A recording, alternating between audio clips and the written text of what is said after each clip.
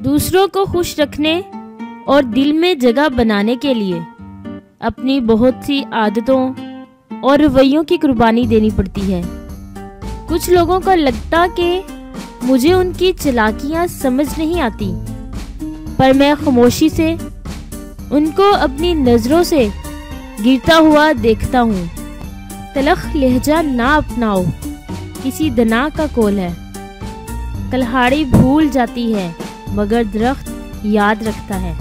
मुश्किल वक्त में दिलासा देने वाला कोई अजनबी ही क्यों ना हो, दिल में उतर जाता है, जबकि मुश्किल वक्त में किनारा कर लेने वाला कोई अपना ही क्यों ना हो, दिल से उतर जाता है।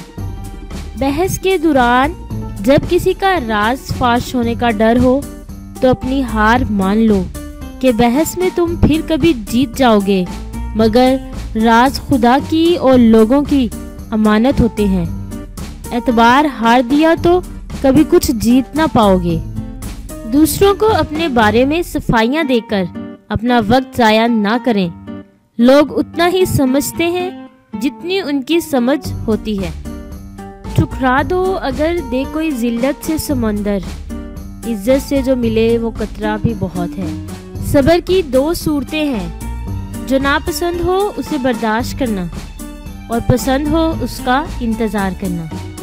दोस्त को तरक्की करते देखो तो फख्र से कहो ये मेरा दोस्त है, और दोस्त को जब मुसीबत में देखो तो सीना तान कर कहो कि मैं उसका दोस्त हूँ।